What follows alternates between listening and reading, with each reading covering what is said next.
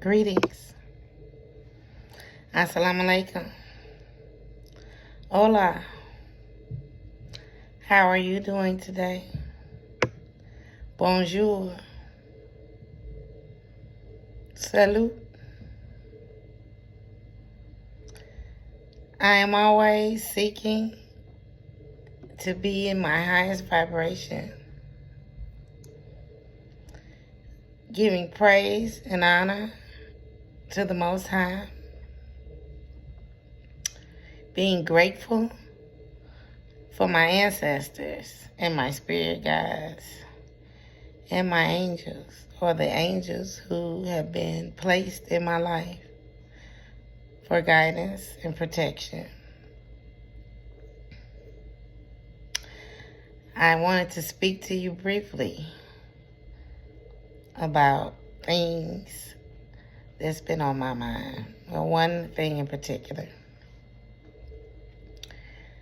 I grew up an only child. In the neighborhood that I lived in, things were different back in the early 70s and late 70s when I was a young child. By the time I was a teenager, you get out and you meet people. And so we had a neighborhood kind of clique, so to speak, And we used to play this game called Green Grass. For those of you who are not familiar with green grass, we break into two teams. One team would be on the green grass, and another team would be on the sidewalk concrete, so to speak. The object of the game was the children who were on the concrete.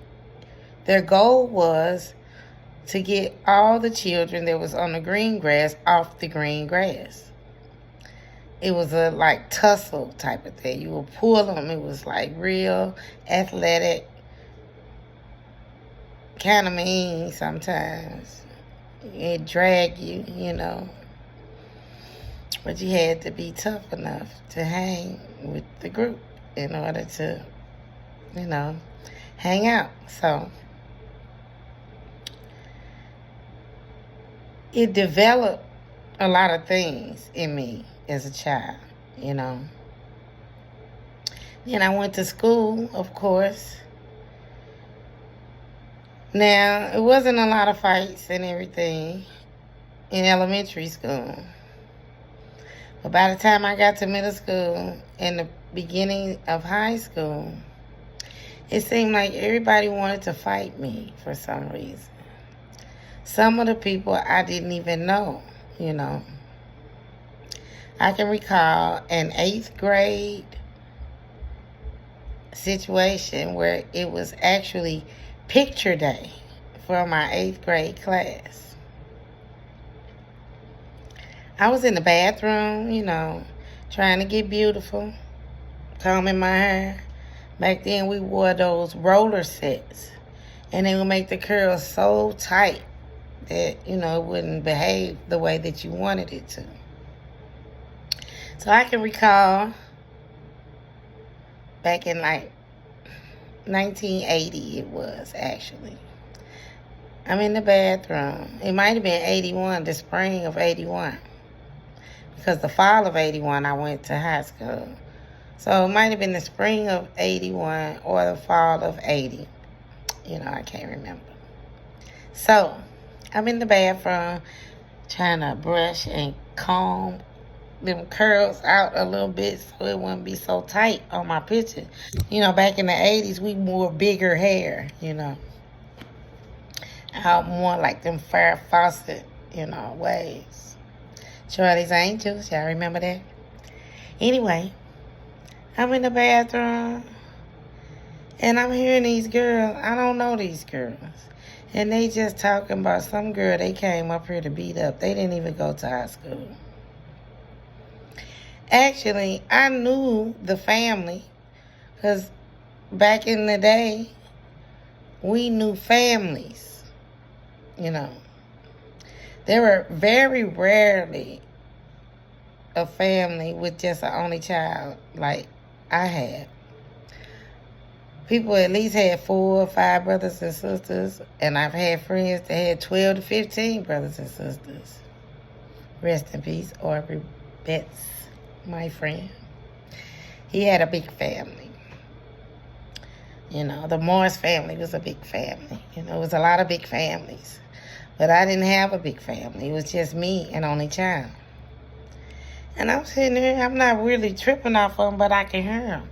I'm steady picking and brushing my hair out, and they was like, we gonna do this, and we gonna do that, we gonna do that. Somebody said, what's her name? Somebody said, Sharice, and I'm like, that's me. It ain't a lot of Sharices, you know. Back then, there were not a lot of children named Sharice. So anyway, I heard them talking about me, and you know, God always puts me where I need to be. And if I'm not where I need to be, where I need to hear, you know, he has increased my intuition where I can hear things that are a danger to me. So anyway, I'm like, what? We gonna do, she thinks she this, she thinks she that. She thinks she cute, she thinks she fine. Now, I've been hearing that for my life. I think I'm regular, okay? Everybody right to their own opinion. You know, I have no way, you know, I'm only responsible for me. What other people do or think or say or whatever, that's their karma or dharma or whatever they're going to get. I ain't got nothing to do with that. I got something to do with me. So, praise God, the Most High Source showed me that there was a danger, you know. And so I went on, I act like it wasn't nothing, you know. And I went and got my picture taken for my 8th grade class. We did them individually and all together, you know. It's the class. Each class took the picture. You remember them school pictures, how it was. It's story time, y'all. So I went, took my picture. Then I went to my locker. Back in the day, we had gym uniforms. We had to wear a uniform, a particular uniform. Y'all remember them little blue things? You put them, it was like a jumpsuit, but shorts. And they had the snaps. You snap them all the way up. Anyway, I went and put my gym uniform on because some people done came to the school to jump me, right? I'm like, oh my goodness, who are these people and what do they want with me? So anyway, I was in the 8th grade and I put everything in my locker except for my little jumpsuit I had on, my dress and all that. I left that in the locker because I didn't know what was really going to occur.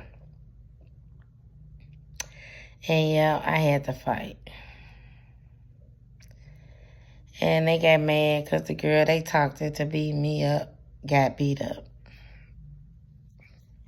Next day, they all came out. It was another big fight. I don't really want to talk about that, but I'm saying that, you know, as children, or in my experience, you know, I had to hang. I had to be tough. I had to fight for myself. I had to protect myself because I didn't have anybody to protect me. Moving forward,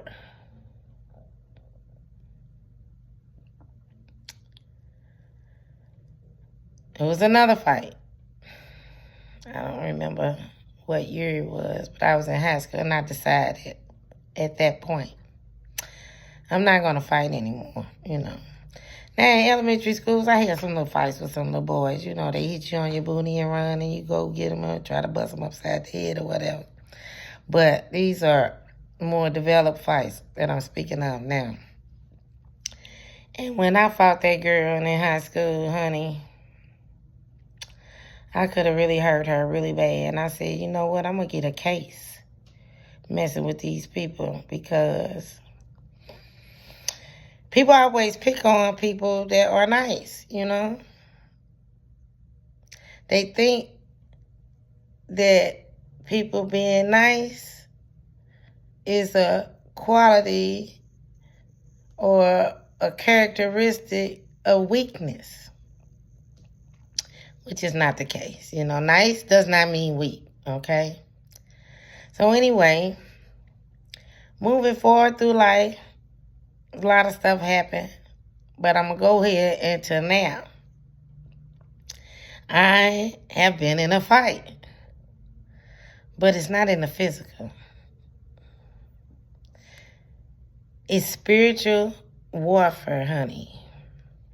Spiritual warfare is real. If you did not know that, I'm here to tell you. And if you're going through something like that, spiritual warfare, where you're up against things that you cannot see in the physical, but it's happening spiritually, you can still win. You have to be tapped in. You have to stay in alignment. You have to stay in alignment so that you can get those warnings. For instance, when my mother died, I was very, very depressed. Being an only child, it was just me and my mother. So, when she passed away, I ain't gonna lie, I was lost. I was so lost. I was so lost. I was so lost. I was so lost. I was so lost. It took me a long time to heal from my mother transitioning. It did. But I'm not sad anymore, You can fight and win in spiritual warfare because it's happening to a lot of us, actually. It's happening in a lot of us. There is a shift that has come on this earth. Kai, there where we live, there is a shift in the old realms. You know how in the book they call Bible, it say we fight not against flesh and blood, but against principalities. And that's the spiritual warfare that we're going through. But you have to stay in alignment. You have to be true to yourself. You can't be bamboozled, because if you, what do I call it? I have a loss for the word that I'm looking for right now. But if you are not in your full authentic self, sometimes we have relationships with people, family, friends, co-workers, bosses, whatever. And we want to do one thing, but because of the people that we involved with, we'll say, no, we'll let it slide or whatever. Now is not the time to let things slide. Now is not the time to let these slide. One more time, I'm going to say this. Now is not the time to let things slide. We have to stand on 10 toes right now. When you know the right thing, do the right thing. To you know, what you think is the right thing. If you don't know you don't have to hurry up and make a decision. People pressure you to move fast on things because they trying to trip you up. Like Malcolm X said, we've been bamboozled. Yes, we have. And it's not a color thing. Principalities. It's spiritual. All these things are spiritual. So I implore to you right now, today, tap into yourself. On my post, I always ask, do you know who you are? Do you know who you are? And I'm on a self-love journey, pouring into myself. I'm naturally a giver. I feel so good. My insides, We have the sun in us. And when I am a giver, when I'm giving, when I'm helping, it's a feeling inside that money can't buy. And you can't take it. If people see something that you have and they want it, the only way they can get it is to do the work. Because it's cloudy inside. And the sun in us is filled, is covered by those clouds. Until you get in there, you go inside and do your shadow work. You face your realities. And you do the necessary work. Everybody will have a bright, shining light inside of them that you can see, the aura. It'll come out. You'll be able to see the aura of an individual when they do the shadow work. You cannot get what you're looking for from somebody else. Everybody has to go within. So the point of this video today is there's a spiritual war going on right now. And we can win. We can win. And the thing about it is you might as well go ahead and do it because it's not going anywhere. Unless you do your shadow work, unless you rise above, you have to raise your vibrations. You have to stay in alignment. You have to be true to yourself. You have to know who you are. I am divine. Do you know who you are?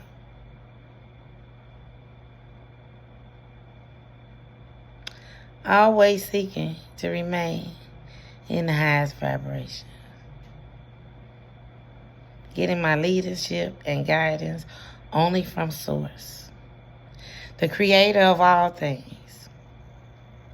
See, for the enemy to be able to do something to you, they have to have permission. Stay in alignment. Do the right thing. Be true to yourself. A lot of us, and previously I've lied to myself. I say, well, it don't matter. It does matter. Everything matters. What you think, what you hear, what you say, your actions, everything matters. We are reflections of one another. The entire universe. We're all interconnected. What you do to me, you're doing to yourself. What I do to you, I'm doing to myself or to you. Everything is connected. There are generational things that have happened, from generation to generation to generation that we have to face. It's a lot more than that. I'm not going to spend a whole lot of time on that right now, but we have to stand for those who couldn't stand for themselves. Because when we transition, it is not over. Somewhere they say it's about purgatory. What purgatory? When you don't ascend, when you don't have the Christ christening, the crystalline. Anyway, what I'm saying is we have something to do. And there have been things designed in this world by the principalities that try to keep us from knowing this. They try to keep us from knowing who we are. So things have been designed in the food, in the systems, the way the school is. We've been programmed to be in this matrix. So break out the matrix. Know who you are. Understand there is a spiritual war going on.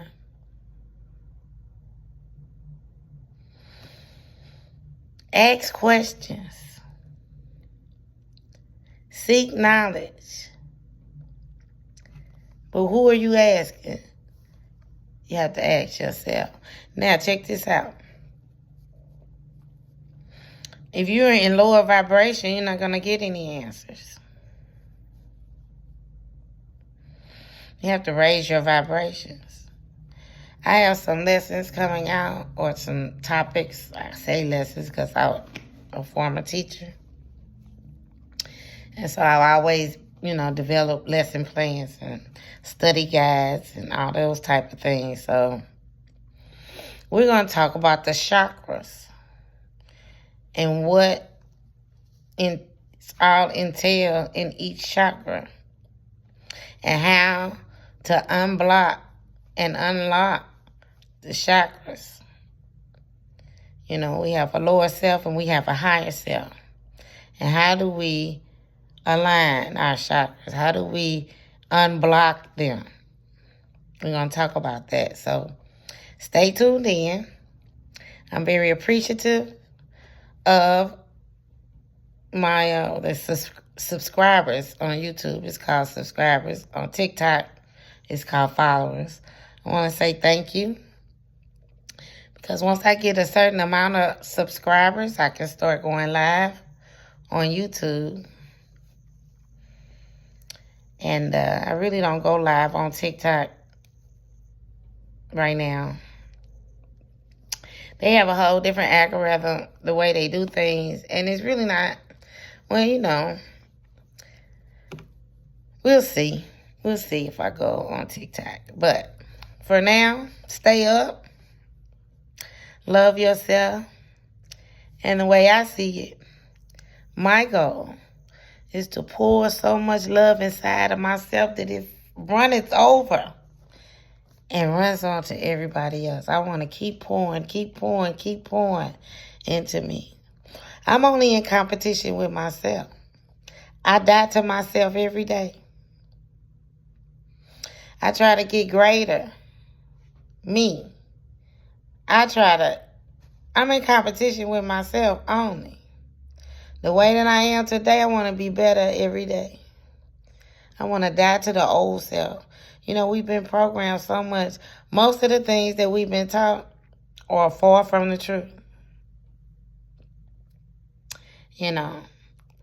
Truths have been mixed with falsehoods, or falsehoods have been mixed with truth, however you want to say it.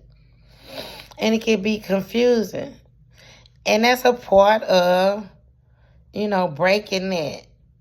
breaking those old things, facing that, studying. Is that true? Everybody didn't come, people with my complexion. Everybody did not come from Africa. As far as I could trace my family back, on my mother's side was in California, Missouri. And that was the late or mid, I don't know, say 1800s, late 1800s. My great-great-grandmother was born in California, Missouri. And her mother, Calpurnia, she was there too, California, Missouri. And that ain't, anyway. Now, my other side, we from Mississippi, Aberdeen. So, what I'm saying is, everything that we've been told that happened is not absolutely true, okay? So we have to break these barriers. Everything that we need to know is inside ourselves. We have to be careful about the spirit world, though. So take your time. You got to break them curses first. You got to do that shadow work first. Then you can get in alignment. Then you can hear from your higher self. So, I've said what I said. There's a spiritual war going on. We don't have to lose. I know it's possible because I would have been dead by now. Yes, but I'm not. And I'm not going to be. Because I'm going to listen for that still small voice inside of me. That's what I was saying about when my mother died. I was so depressed. And I was just lost. I was just floating. But I had already done work. And so that still small voice would guide me. You know, like, turn right here. Do right this. Go this way. And then as I pull up or as I pass the street, I'm like, oh, this is what I need to do. And I look up, hear the bills, I already hear to pay. But I'm so lost, I ain't thinking, you know. When we're lost, we don't think right. But if we tapped in, it might seem like we alone. I stand on the shoulders of my ancestors. I'll never give up. I never feel alone. Never. So, again, my mother always said, Sharice, everybody has their own agenda. And my father always said, everything that's supposed to happen, happens. Ashe.